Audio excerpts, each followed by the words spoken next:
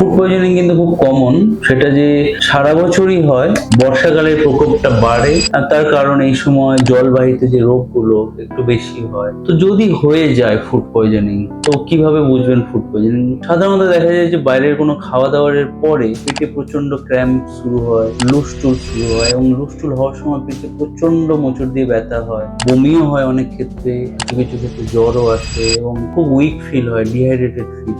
এরকম যদি হয়, অবশ্যই সবার আগে যেটা করবেন সেটা হলো ওআরএস খাবেন, রেস্টে থাকবেন। কারণ যখনই আপনি ওআরএস খেয়ে নেবেন, আপনার শরীরে যে ডিহাইড্রেশনটা কমে গেলে আপনি অনেকটা সুস্থ ফিল করবেন। আপনার যে ফুড পয়জনিং এর যে কমপ্লিকেশন, সিরিয়াস যে ইনফেকশন গুলো হয়, সেগুলো কিন্তু তার অনেক হালকার উপর দিয়ে কেটে যায়। এই সময় হালকা খাবার দাবার করবেন, আর দুধ জাতীয়, ল্যাকটোজ জাতীয় জিনিস কম খাবে। কিছু কিছু ক্ষেত্রে অ্যান্টিবায়োটিকের দরকার হয়, বা সেটা নিজে না খেয়ে অবশ্যই ডাক্তারবাবুর পরামর্শ নিয়ে তবেই খাবে। আর ফুড পয়জনিং ইউজুয়ালি 1-2 দিনের মধ্যে ঠিক হয়ে যায়, সুতরাং ভয় না পেয়ে ডাক্তারবাবুকে পরামর্শ নেবেন এবং রেস্টে থাকবেন, ওআরএস খাবেন। Thank you.